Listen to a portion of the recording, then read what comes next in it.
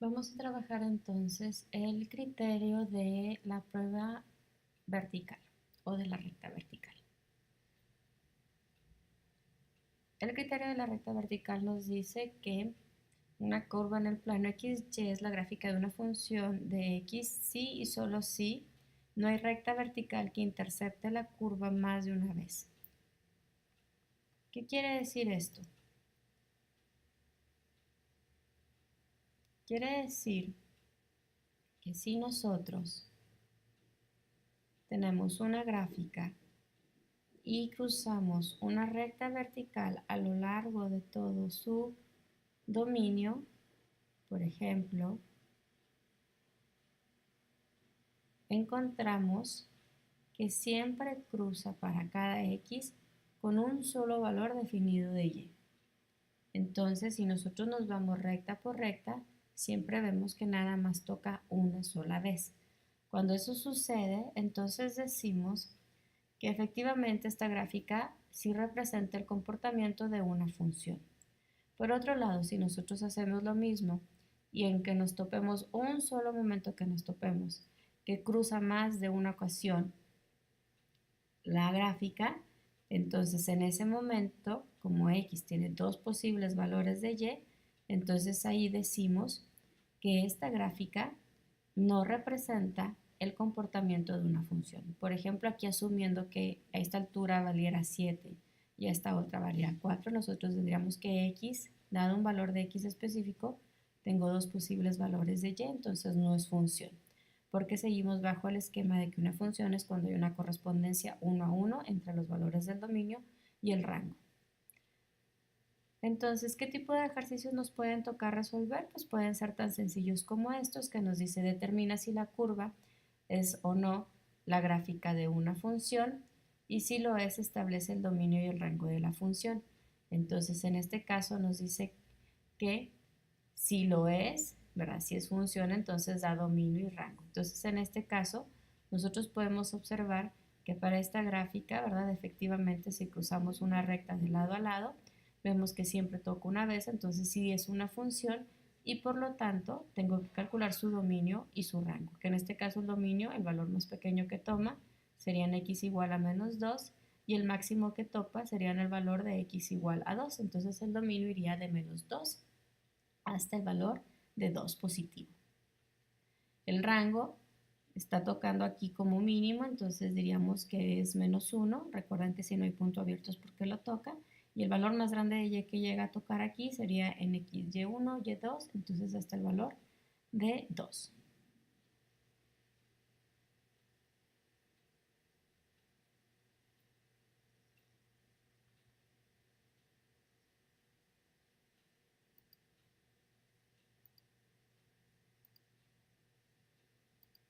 Entonces aquí un poquito más atrás, ¿verdad? Viene otra gráfica que si se fijan esta no es función porque tiene rectas que cruzan de manera vertical. Entonces en esta parte de aquí, en un solo valor de x hay una cantidad infinita de números entre 0 y 1 y entre 1 y 2. Entonces esto definitivamente no representa una función.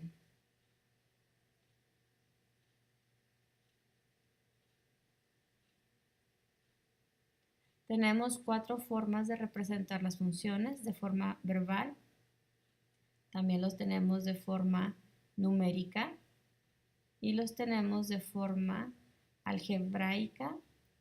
Entonces aquí va a ser bien importante que trabajemos bajo el concepto de,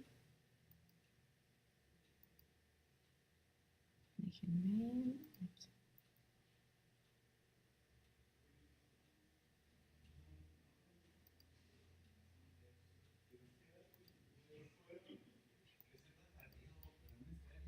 Aquí es bien importante que trabajemos bajo los cuatro conceptos. Entonces, verbalmente es cuando nos dan una descripción en palabras de una persona lanza un balón a tal velocidad o en tal dirección. Eso sería una descripción verbal de una función.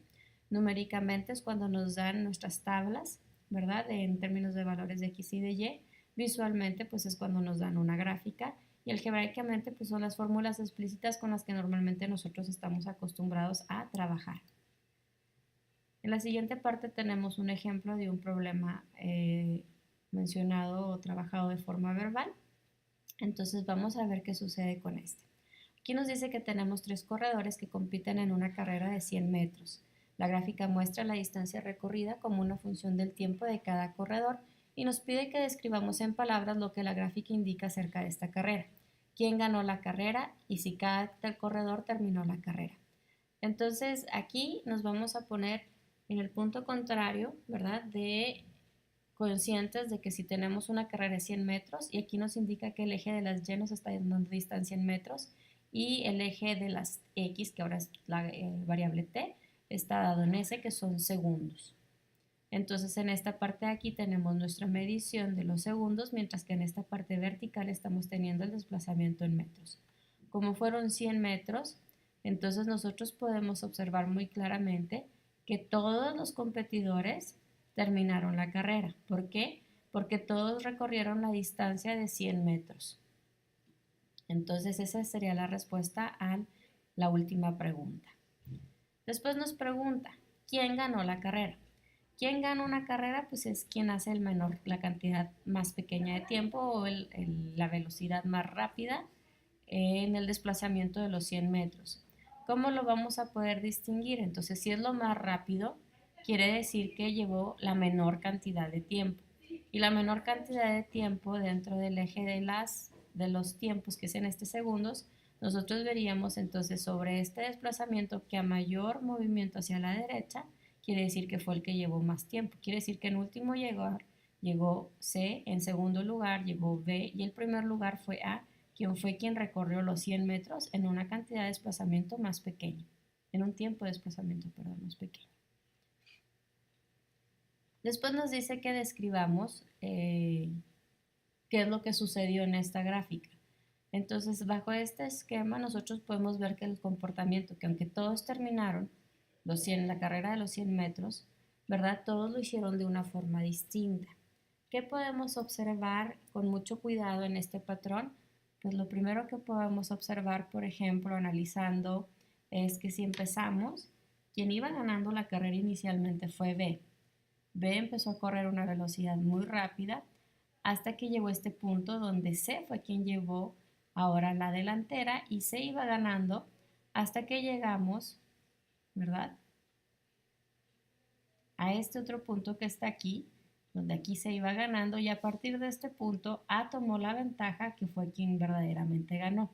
Ese sería el proceso más simplista de verlo. Podemos ver que A aumentó muchísimo su tasa de desplazamiento, ¿verdad? En un espacio de tiempo muy pequeño, recorrió muchos metros. Quiere decir que aceleró, o como dicen, ¿verdad? Le echó todo el poder a la carrera después de que llegó a cierto punto. También podemos ver por otro lado, por ejemplo, el comportamiento de B. A ver si lo analizamos, podemos ver que empezó ganando, pero después no se desplazó.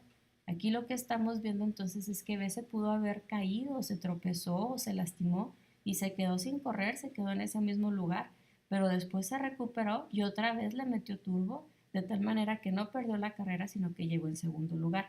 Y C, pues podemos ver que casi parece una recta, entonces se comportó de manera semejante durante todo el proceso. Entonces, cuando nosotros aprendemos a interpretar gráficas, podemos empezar a sacar mayor conocimiento de lo que sucede cuando analizamos con cuidado, precisamente y bajo el enfoque y conocimiento de lo que estamos haciendo en cada una de ellas.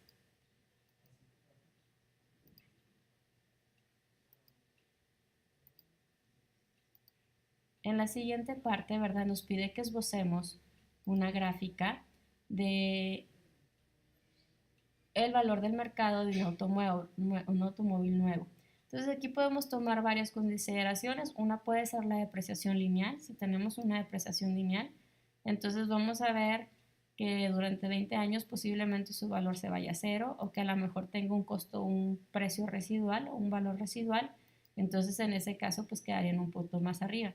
A veces también se puede considerar que se deprecian muy rápidamente y después se estabilizan. Esta parte de aquí nos dice que tenemos las temperaturas que se registraron cada 2 horas desde la medianoche hasta las 2 de la tarde en Phoenix, el 10 de septiembre del 2008, y nos dice que el tiempo se midió en horas a partir de la medianoche.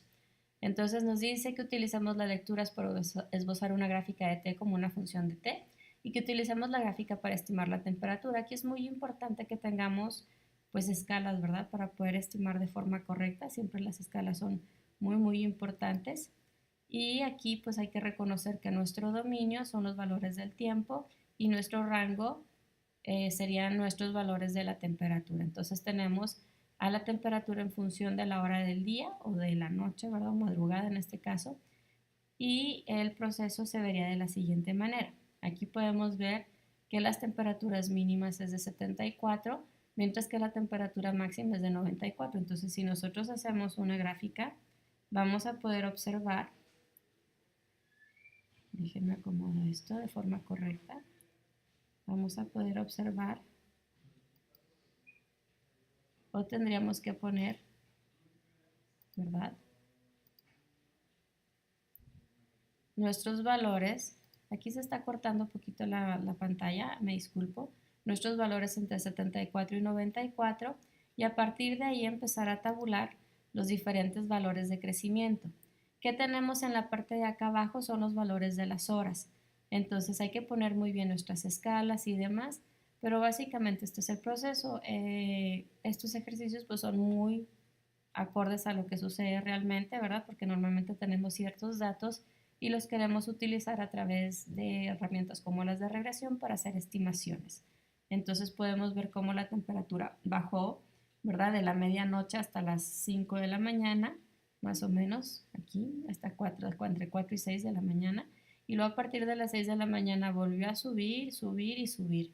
Entonces, ¿cómo lo hacemos si nos piden que estimemos una de las temperaturas? Pues la forma de hacerlo sería, dado que esta temperatura se encuentra aquí a las 9 de la mañana, entonces nosotros lo que podemos hacer son dos cosas. Una es aproximar el valor de la temperatura, por ejemplo, directo de la gráfica, o la otra, dado estos valores. Aquí estamos entre 84 y 90, pues entonces nosotros diríamos que a las 9 de la mañana es la mitad entre las 8 y las 9 de la mañana. Entonces nosotros diríamos, bueno, los 90 grados Fahrenheit menos los 84 entre en un lapso de 2 horas, quiere decir que en promedio por hora, el cambio promedio por hora de las 8 a las 10 de la mañana fue de 3 grados Fahrenheit por hora. Como estamos a las 8, como son positivas, entonces 84 más 3 nos da aproximadamente 87. Y así sería como trabajaríamos estimaciones utilizando la diferencia, ¿verdad? O también funciona si sacamos el promedio, que el promedio sale, ¿verdad? De sumar 90 más 84, ¿verdad? Y dividido sobre 2 me da el promedio, que también coincide en 174 sobre 4, que nos da un total de 87. Entonces puedo sacarlo como una tasa de cambio promedio o lo puedo sacar como un punto medio. Aquí, como estamos en conceptos muy básicos, ambos son correctos y no nos generan ninguna complicación. Más adelante vamos a ver conceptos más exactos y ahí sí vamos a tener que ser más cuidadosos.